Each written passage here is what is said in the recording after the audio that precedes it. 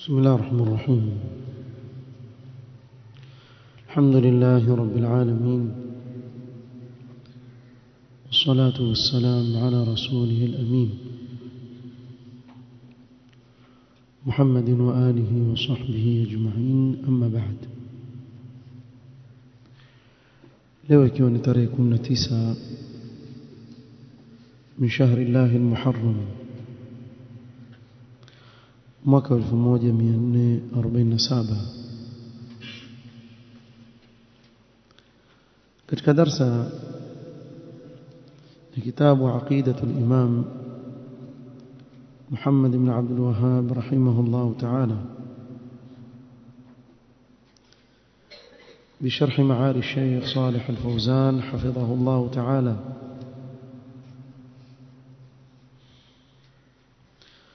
تلفكي قول المصنف رحمه الله تعالى قال: وأعتقد أن القرآن كلام الله منزل غير مخلوق. ننيتكيد كوا قرآن لمنين يا الله سبحانه وتعالى، بمعنى تكلم به حقيقة. الله سبحانه وتعالى أميزهم زي قرآن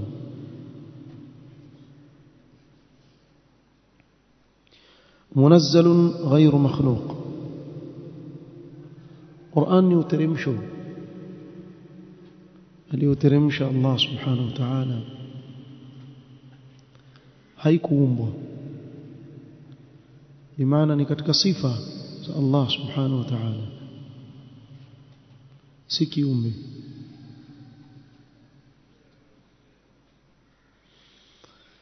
لما كان من أصول وأركان الإيمان بالكتب التي أنزلها الله على رسله لأجل هداية العباد والحكم بينهم فيما اختلفوا فيه وإقامة الحجة عليهم. ilipokuwa katika misingi na nguzo za imani ni kuamini vitabu alivyoviteremsha Allah subhanahu wa ta'ala kwa mitume wake kwa malengo ya kuwaongoza waja wake na kuhukumu baina yao katika yale walioختلفiana na kuwasimamishia hujja. Kama qala ta'ala: kana an-nasu ummatan wahida فبعث الله النبيين مبشرين ومنذرين وأنزل معهم الكتاب بالحق ليحكم بين الناس فيما اختلفوا فيه. قبل يشرك kutokea katika ardhi, kama alivyotaja Ibn Abbas, kana an-nasu ummatan wahida ala at-tauhid.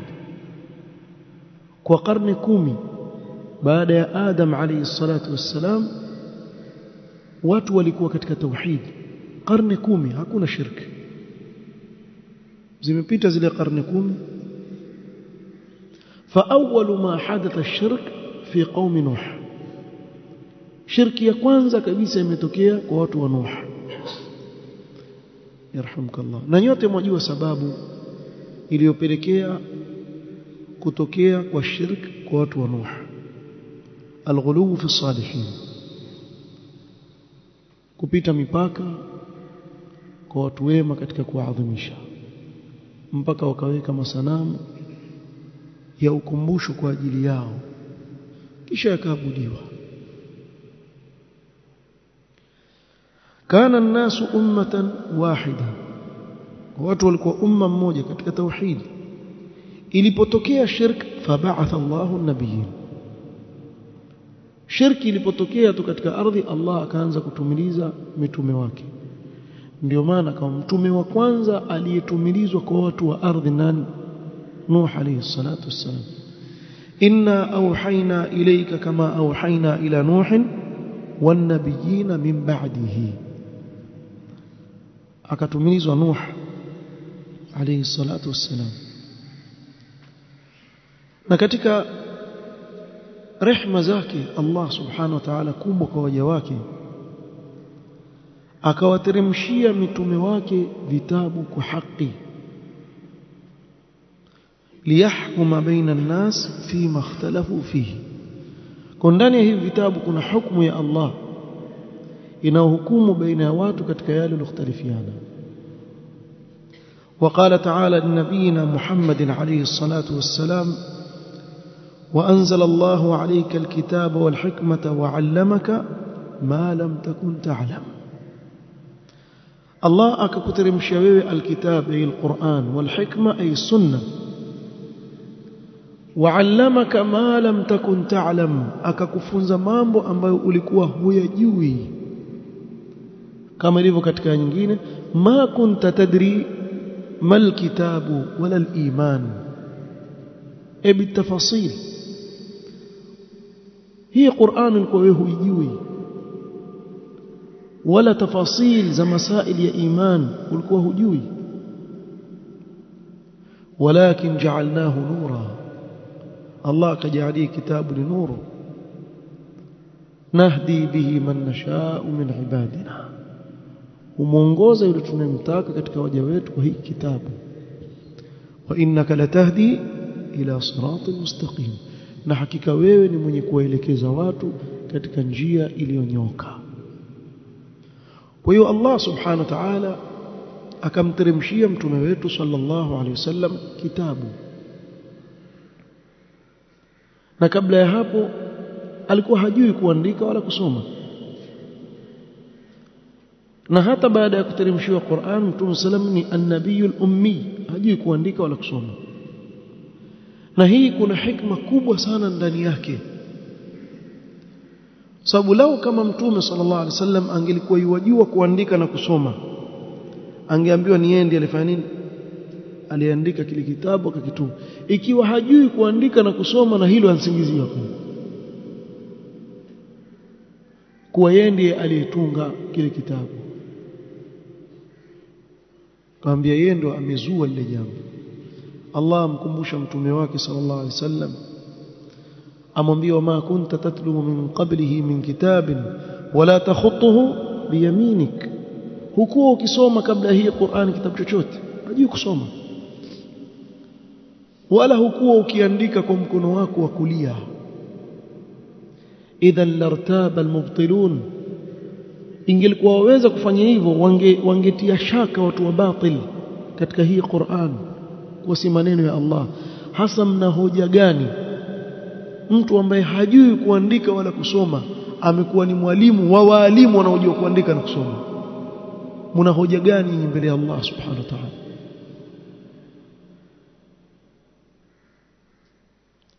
وقال إنا أنزلنا إليك الكتاب بالحق لتحكم بين الناس بما أراك الله ولا تكن للخائنين خصيما. وقال وأنزلنا إليك الذكر لتبين للناس ما نزل إليهم ولعلهم يتفكرون. آيات تزمزيها كترمشي وهيك كتابكم محمد صلى الله عليه وسلم.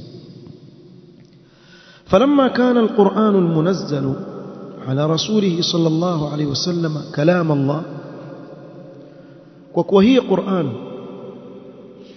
iliyoteremshwa kwa mtume wake sallallahu alaihi wasallam ni maneno ya Allah, kaghairihi min alkutub alilahiyya, kama vinginevyo katika vitabu vilivyotoka kwa Allah subhanahu wa ta'ala kabla yake, Taurat, Injil. Wa anna al-iman bidhalika ruknun min arkan al-iman as-sittah, na kuwa mja kuamini kuwa Allah ameteremsha vitabu na hasa kuiamini hii Qur'an na kuitekeleza katika maisha yake ni nguzo katika nguzo za imani sita. Wa hadha amrun lam yakhtalif alayhi almuslimuna walillahi alhamd, na hili ni jambo ambalo hawakutofautiana waislamu kwa hii Qur'an ameteremshiwa mtume Muhammad sallallahu alaihi wasallam na ni wajibu kwetu sisi kuiamini. ولكن نبتت نابتة بعد انقضاء القرون المفضلة، lakini kukazuka chipukizi waovu baada ya kuisha zile karne bora zile alizozisifu mtume sallallahu alaihi wasallam, khairukum au khairun nasi qarni thumma alladhina yalunhum thumma alladhina yalunhum. Karne iliyo bora kabisa ni hii ambayo mimi niko ndani yake ya masahaba. thumma alladhina yalunhum atba'u at-tabi'un thumma alladhina yalunhum atba'u at-tabi'in. Karne hizi tatu bora zilizopita kukatokea chipukizi waovu, bid'a bwana, bid'a kitu kibaya sana katika dini, uzushi katika dini kitu kibaya sana. Pamoja na kuwa leo watu wakiona bid'a wana kitu kidogo, hata hii pia tutakuja kueleza huko mbele. Kuna watu waona haina haja ya mambo yote kwa ajili ya kuzungumzia swala hili tu, lakini hawajui kwa ujinga wanakuwa nao watu wengi ile athari mbaya ya kusema kuwa Qur'an ni kiumbe. Athari yake ni mbaya sana, kama atakavyotaja al-Allama al-Fawzan hapa mbele. Kwa hii kadhia hii ilizuka baada ya karne tatu bora ala yadi al-Ja'd ibn Dirham, na asli yake yatoka kwa bwana mmoja aitwa al-Ja'd ibn Dirham alladhi talaqa aqidatahu 'an al-yahud, na huyu itikadi yake ameipokea kutoka kwa Mayahudi. Taqulu, chipukizi hao wasema wao, innal qur'ana makhluq, hii Qur'an ni kiumbe bwana, si maneno ya Allah. لأن الله لا يتكلم تعالى الله عما يقولون علوا كبيرا. wasema kwa sababu Allah hazungumzi, hawezi kuzungumza. nasallallahu alafiyata wassalam. وإنما إضافة الكلام إليه إضافة مجازية. ndio maana Ibn Qayyim akaita hii majazi ni taghut ya ahlul bid'ah. wasema ile maneno kunasibishwa kwa Allah ni majazi, lakini si maneno ya Allah.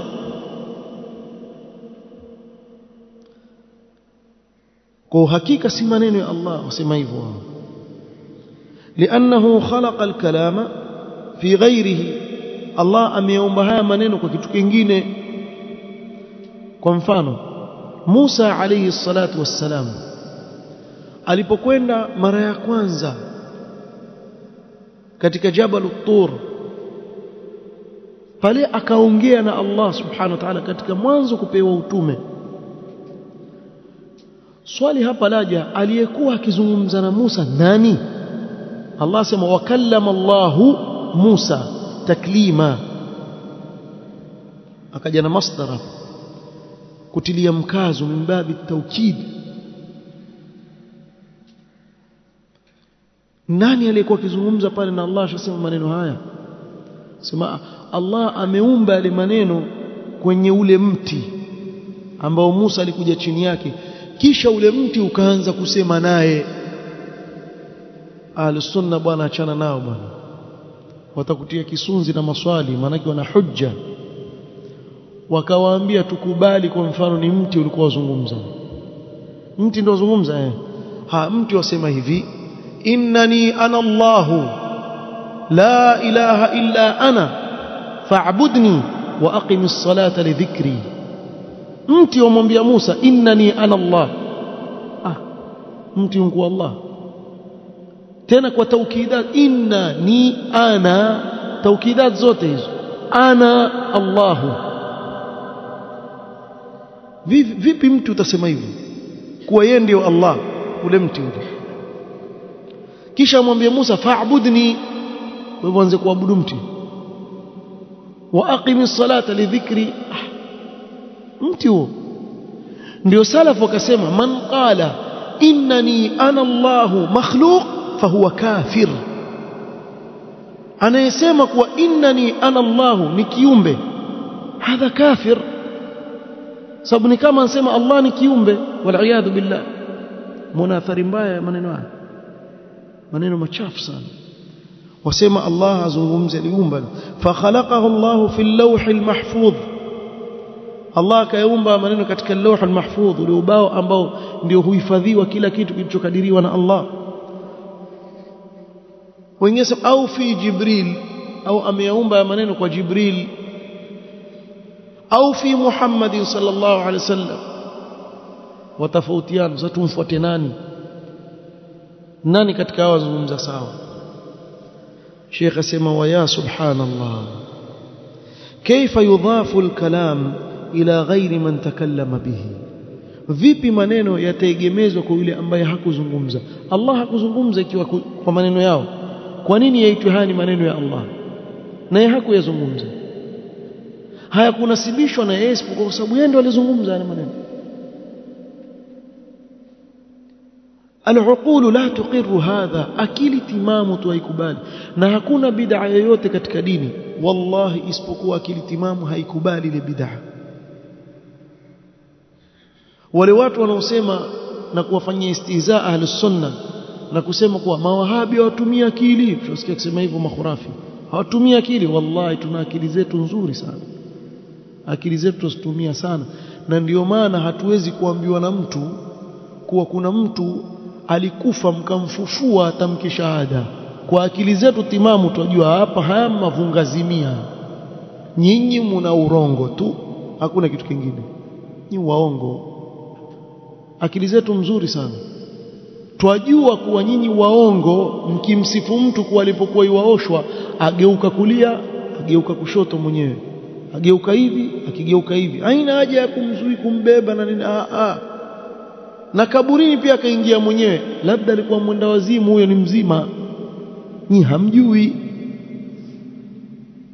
Sasa kwa akili zetu timamu, very sharp, tukimwangalia mwanzo, wewe angalia mtu wa sunna akimwangalia mtu wa bid'a kwa sura yake tu ajua hadha kadhab, wajua dajjal. Mtume sallallahu alaihi wasallam katika zile sifa alizozitaja ameandikwa katika bapa lake kafara,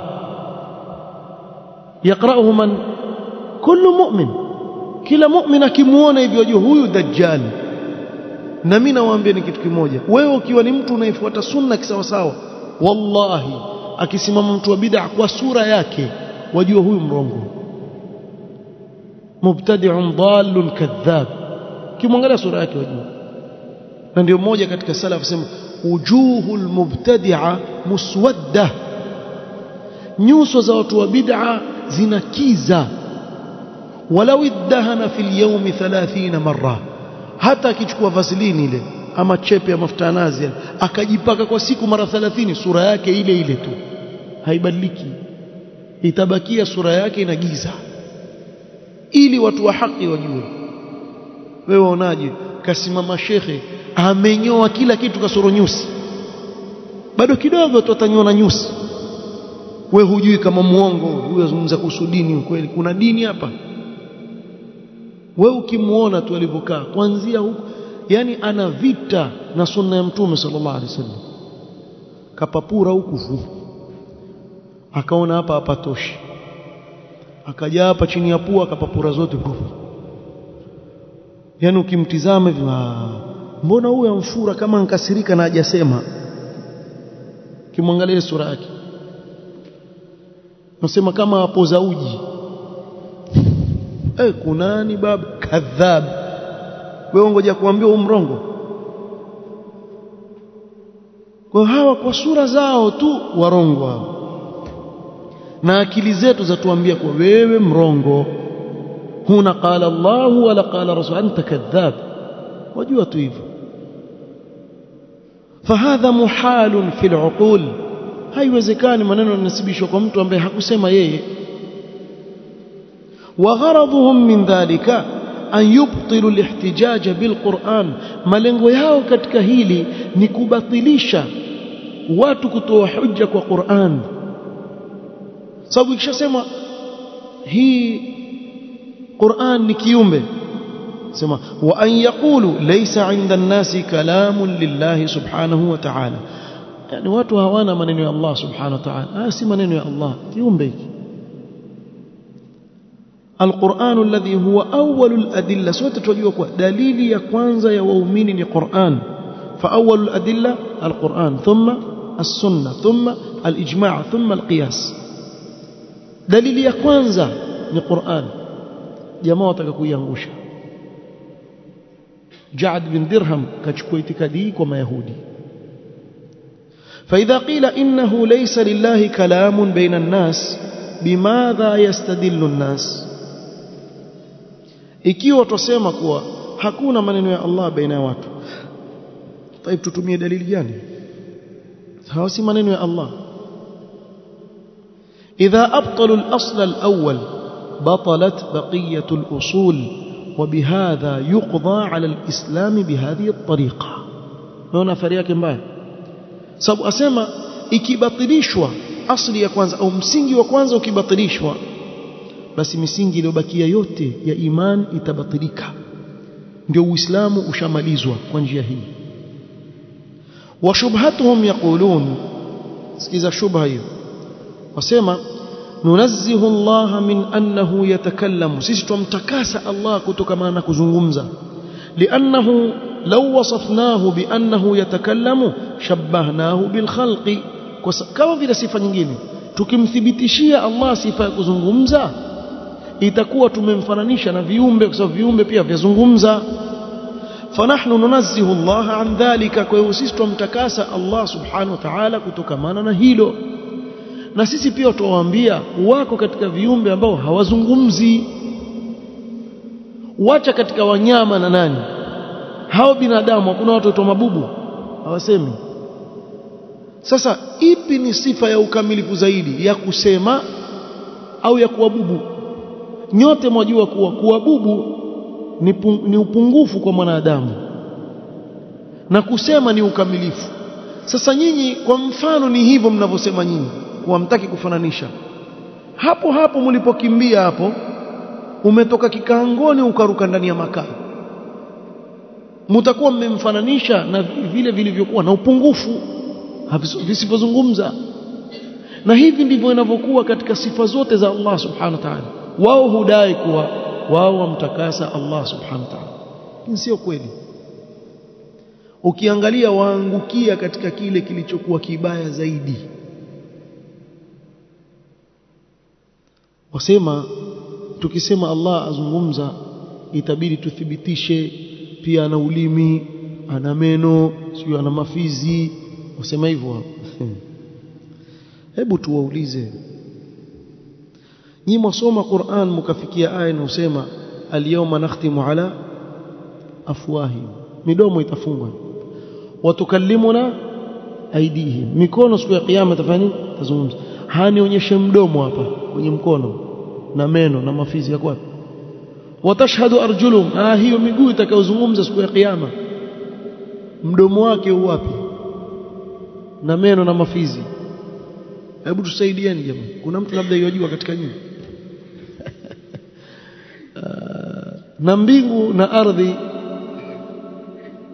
Allah subhanahu wa ta'ala alipoziambia zitii amri yake qalata ataina ta'i'in mbingu na ardhi zimezungumza bwana hebu tuonyesheni mbingu mdomo wake wapi si akili ndio nawaambia msizungumze huko makhurafi sijui na mwenye itikadi mbovu mkadanganyana huko kuwa hawa masalafi hawatumii akili hawa mawahabi hawatumii akili utaanguka pabaya kuna maswali hayajibiki sisi tukwambia wewe tu albid'atu maqrunatun bilhamaqa bid'a siku zote zimefungamana na ujinga wallahi ukiingia katika bid'a utaingia katika ujinga mkubwa sana jahili ndio maana kaitwa khurafiyun fajao min tariqi tanzihi bizamim kwa hivyo wao wamepitia njia ya kuwa sisi tumtakasa Allah na kwa wale wasofahamu wakafuata وفي الحقيقة أنهم فروا من التشبيه الذي زعموه إلى تشبيه أقبح na ukweli wa mambo wamekimbia kutoka kile wanachokiita kufananisha wakaingia katika kufananisha kubaya zaidi kuliko ile ya kwanza waliokimbia فإذا نفوا عنه الكلام لئلا يشبه بالمتكلمين من الخلق فقد شبهوه بالجمادات التي لا تنطق وهذا نقص عظيم أو أعظم ikiwa wamekanusha kuzungumza kwa Allah ili asifanane na wanaozungumza katika viumbe basi wamemfananisha Allah subhanahu wa ta'ala na viumbe visipokuwa na roho ambavyo havizungumzi kama majabali, mawe na vitu vinginevyo mnavyovijua, bahari nini, hivi vitu ambavyo vizungumzi na viumbe. Na huku ni kumnasibishia upungufu mkubwa zaidi. Walidhalika hakama a'immatu ahli sunnati bikufri aljahmiyya, sababu hiyo ahli sunna wakahukumu kuwa jahmiyya ni kufar, si waislamu. قال الإمام ابن القيم ولقد تقلد كفرهم 50 في 10 من العلماء في البلدان. nini maana yake maana yani wamehukumu kufru ya jahmiyya 50 fi 10, 50 times 10 ngapi hizo? Haraka basi, yani siongeza zero tu kwenye ile 50 au ngapi? 500, yani 500 katika wanaovioni wamehukumu kuwa jahmiyya ni kufara. Unafahamu? Wanaovioni 500 wamekwenda kwa kauli ya kuwa jahmiyya ni kufar, si waislamu. Wallahi tuishi katika asri mambo yamegeuzwa hivi, ikawa wale wanaothibitisha sifa za Allah subhanahu wa ta'ala ndio waonekana leo kuwa hao katika uovu, walionyooka ni wale wanaokanusha, kisha wakawaita ahli sunna almujassima, si wanaothibitisha sifa za Allah. Hili walikimbia sana. Nimeona interview ya yule الخبيث هذا الجفري المدبر هذا عليه من الله ما يستحق. أوليزوا كوسو أهل السنة السلفيين اللي بانا اسمها هؤلاء يثبتون صفة لا لا لا، هؤلاء مجسمة. taratibu baba, taratibu. Wauzuka uliokuwa nao usisingizie wengine. Nani alisema kuwa Allah na kiwiliwili? Ni nyinyi ndio mnaosema hivi, sisi tujasema hivi. Kwa usitutie maneno kwenye midomo yetu ambayo hatujasema. Hadha rajul khabith, mtu wallahi khabith, yani hana haya ya kusema kuwa yeye yuko na kufar katika daula hizi za kikafiri, katika kuharibu Uislamu. Mtakuja kujua hata baada ya muda, pamoja na kuwazungumza wazi ana uhibbu alyahud, lakini bado hivyo kuna watu mmikia wafuata tu. 50 في 10 يعني 500 عالم حكموا بكفر الجهمية. wanawavioni 500 wamehukumu ukafiri wa jahmiyya liannahum nafau kalam Allah subhanahu wa ta'ala, kwa sababu wao wamekanusha maneno ya Allah subhanahu wa ta'ala. Walidhalika, sikiza kisa kizuri sana cha kuonyesha namna gani sunna ilikuwa na nguvu wakati wa salaf. ولذلك خالد بن عبد الله القسري رحمه الله تعالى رحمة واسعة قتل الجعد بن درهم لأجل هذه المسألة. huyu alikuwa ni amir, ni kiongozi, yeye ndiye aliyemuua al-Ja'd ibn Dirham kwa sababu ya kuja na itikadi hii chafu. fi yawm Eid al-Adha, katika siku ya Eid al-Adha, idi ya kuchinja, idi kubwa. faqala, akakhutubu mbele ya waislamu, manake umara walikuwa ndio wanaohutubu. akatoa hutuba yake ya Eid, kisha akasema maneno haya: ayuha nnas, enyi watu, dhahu taqabbala Allahu dhahayakum, nendeni mkachinje, Allah awatakabalie vichinjo vyenu. fa inni mudahhim bil Ja'd ibn Dirham, mimi leo mbuzi wangu ni Ja'd bin Dirham, jibuzi la kunuka nalo mimi hapa ndio ndamchinja mimi. Nyinyi kachinjeni mbuzi na kondoo, ng'ombe, ngamia, kachinjeni, taqabbala Allahu minkum. فإني مضح بالجعد بن درهم فإنه زعم أن الله لم يكلم موسى تكليما. huyu adai kuwa Allah hajamzungumzisha Musa alayhi salatu wassalam, walam yattakhidh Ibrahima khalila, na yukanusha kuwa Ibrahim ni kipenzi cha Allah. akapinga aya wazi kabisa. thumma nazala kisha akashuka wadhabahahu tahta alminbari fi mashhad min alulama walmuslimin kisha akamchinja pale chini ya mimbar mbele za watu kamkata kichwa washakaruhu ala dhalika na walihudhuria wanaovioni wengi siku hiyo wakamshukuru sana kwa hicho alichokifanya. Leo bwana biladu tauhid imeshika makhawarij kamata tia ndani watu wapiga kelele maulama wafungwa. Shukuruni nyinyi wale wapoteza vijana wale, shukuruni, wacheni hivyo mnavyofanya, muelewi nyinyi. Ile nchi imewaangalia wale walinganizi wanaolingania watu katika lepua uaua wale wakamatwa ndani kisha wasauliwa kule.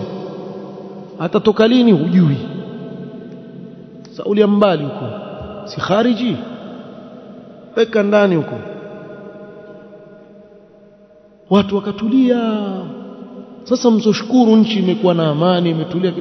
Jamaa hawa jamaa kila kinachofanywa na biladi tauhid makosa, kila kinachofanywa makosa, lakini ngoja waingie wao katika uongozi utakuta hiki nini. Kwa hivyo serikali ikisimama, serikali yoyote ikisimama kuwaondoa wale watu wanaoleta tabu katika mujtama, yafaa ishukuriwe kwa hilo. Manake yawaondolea watu dhiki katika mujtama wao. Wewe waonaje jitu jambazi jizi likakamatwa likatiwa ndani, si watu wapumzika bwana? Sasa afadhali yule jambazi wa kuiba senti, yule jambazi wa kuiba vitu mali na nini, afadhali yule kuliko mwizi wa itikadi. Huyu mbaya zaidi. Wao wafunga nao vioni, mbona Fauzana afunga, mbona Sheikh Al-Fauzan afunga, mbona atumuone Sheikh Abdul Aziz al-Sheikh akitiwa ndani, wale si wanao vioni? Mbona yani atuone tu wako tu. Nendeni mkaangalie, mtaona wanaoviona. Nendeni Makka, Madina, mtaona wanaoviona. Mbona hawatii ndani bali wapewa nafasi wazungumze, wasomeshe watu? Wewe hujiulizi swali, wewe wafikiria wale watu wajinga wafunga tu watu? Awasikia kwa sababu wale wazungumza dhidi ya serikali, ndio ukhawarij huo. Lau kanu yafqahun, ndio ukhawarij huo. Wakawa wahimiza watu kutoka nje ya taa ya viongozi. Leo sisi hapa katika nchi yetu hii ya Kenya, hawa watu wanaofanya maandamano na kuvunja amani, nani ambaye ana raha isipokuwa wale hawana kazi, jobless, ndio wanaofurahia? Na upande wa pili wanasiasa ambao wataka wao ule uongozi, kwa hiyo waona raha ile mambo yanayofanyika ili kuchafua nchi. Ama mtu mwenye akili yake na biashara yake, wewe kesho wajua waje kuvunjiwa duka lako, waibiwa kila kitu. Kwani hayajatokea haya kwetu? Wangapi ambao walikuwa wameamka alhamdulillah wana uwezo wao, jioni ikifika mtu amefilisika, muflis, hana kitu, mali yake imevunjwa, ameibiwa kila kitu, dhulman wa udwana, hajafanya chochote. Supermarket mwana ndani wameandikwa watu labda 50 mpaka 100 wameandikwa kazi pale ndani. Hatuna kazi. Una kazi fanya, vunja supermarket, avunja, aiba kila kitu kimeibiwa. Siku ya pili watu 100 wana kazi. Huku ndio kutafutana kazi. Sasa watu waovu kama hawa ndio mfano wa yale yaliyotokea kule. Huyo bwana akapigwa bisu siku ya Eid al-Adha, ikawa yeye ndio mbuzi wa amiri. ولهذا قال الإمام ابن القيم، sikiza maneno ابن القيم asema nini: ولأجل ذا، kwa sababu itikadi chafu hii، ضحى بجعد خالد القسري يوم ذبائح القربان. kwa sababu ya itikadi yake chafu, udhiya yake Khalid al-Qasri siku ya Eid ile, watu wanaojikaribisha na Allah kwa vichinjo, alimchinja huyu bwana. إذ قال إبراهيم ليس خليله كلا ولا موسى الكليم الداني. sababu huyu itikadi yake asema Ibrahim si kipenzi cha Allah, si khalilullah. Pia Musa hakuzungumza na Allah subhanahu wa ta'ala, wala si mtume aliyezungumzishwa na Allah. Kisha akasema shakara adh-dhahiyata kullu sahibi sunnatin, wakamshukuru kwa udhiya yake ile kila mtu wa sunna. mtu wa bid'a hawezi kufurahia hiyo. Watu wa sunna wafurahi bwana.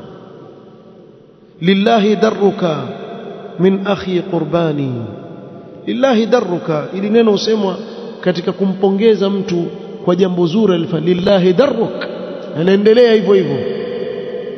Wakati ule ahlus sunna bwana walikuwa na nguvu bwana. Leo kila mmoja asema anavyotaka, azua tu katika dini, wala hakuna la hasib wala raqib. Na bahati ni watu wa bid'a nyinyi, mngeishi wakati ule hata na kitore chako wacheze mtakula fimbo barabarani, sema wenyewe simbo, mpaka utasahau mlango wa nyumba yako utoka wapi. Allah musta'an. Walamma qutila, lazima marefu hapa. ولما قتل الجعد بن درهم جاء من بعده الجهم بن صفوان, kiumbe kingine hichi kiovu. Baada ya kuuawa al-Ja'd bin Dirham, mwanafunzi wake al-Jahm bin Safwan akazuka. al-Ja'd kaenda, kaja Jahm.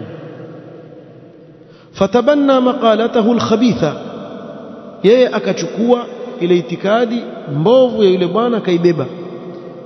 Na huyu pia faqatalahu al-amiru Salm ibn Ahwaz, huyu akamua Jahm bin Safwan kwa itikadi zake chafu.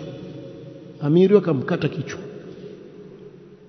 وهكذا كان ولاة أمور المسلمين يقتلون الزنادقة حماية للعقيدة. hivi ndivyo walivyokuwa maamiri wa Kiislamu, wakijua huyu mtu zindiq wammaliza, ili kuchunga itikadi ya Uislamu.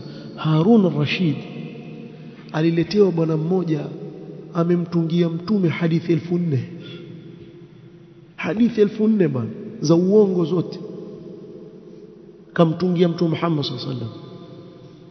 Akaletwa mbele yake kumkata kichwa mwenyewe, mleteni hapa, msingizie uongo mtume sallallahu alaihi wasallam. Alipokuwa ataka kuuawa yule bwana akasema, aina anta ya amira almu'minin min 4000 hadith اختلقتها للنبي صلى الله عليه وسلم. uko wapi wewe? mimi nimemtungia uongo mtume sallallahu alaihi wasallam hadithi 1400 nishazieneza kwa watu, mimi ndo nazijua, yani usiniue, nitakwambia ni hii na ile. Qala yaishu laha aljahabidha, kuna vigogo bana vya wanavyuoni wameishi na wataishi kuzikokoa hizo hadithi zenu moja baada ya nyingine.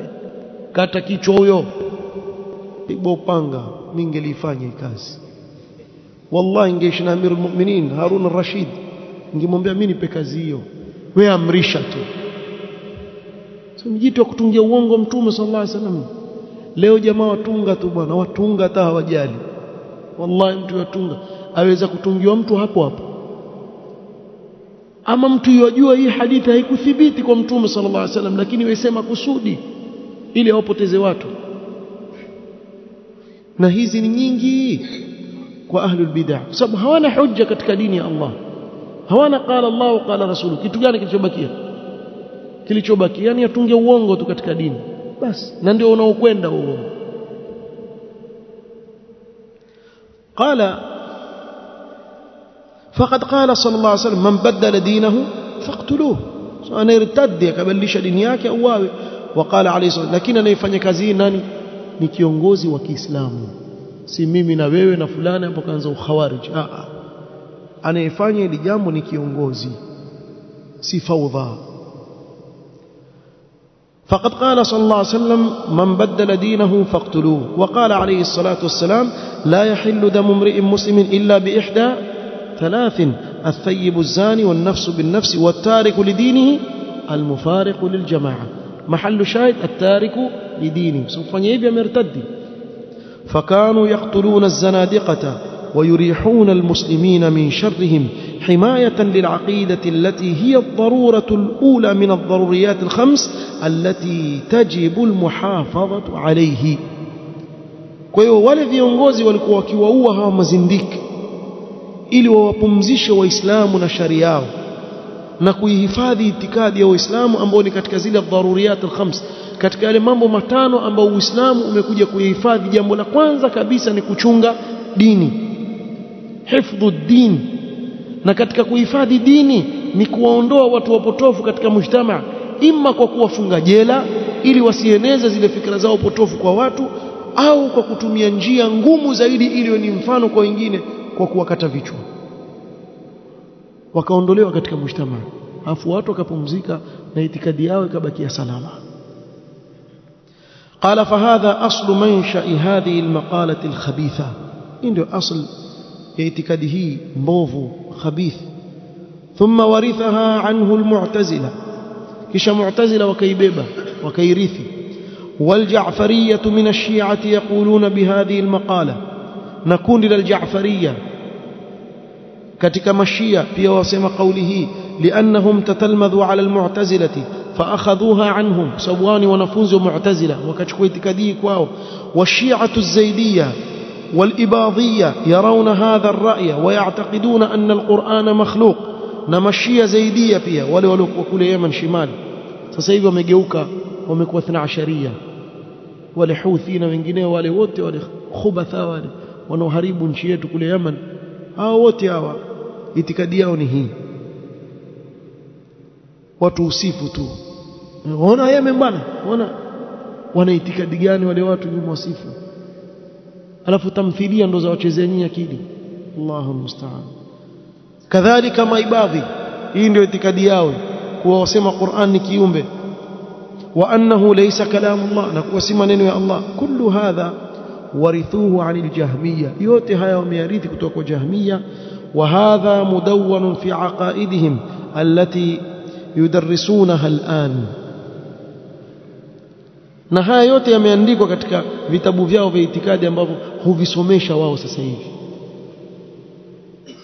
katika sehemu mbalimbali wanasomesha. Hii ndio itikadi yao, wallahu almusta'an. جاءت الأشاعرة فأتوا بقول غريب في هذه المسألة. نهاوت تكوja kueleza kesho inshallah ashaira itikadi yao katika Qur'ani ni ipi, ingawa yote yarudi kuwa ni makhluq, nitakuja kuizungumzia inshallah ta'ala.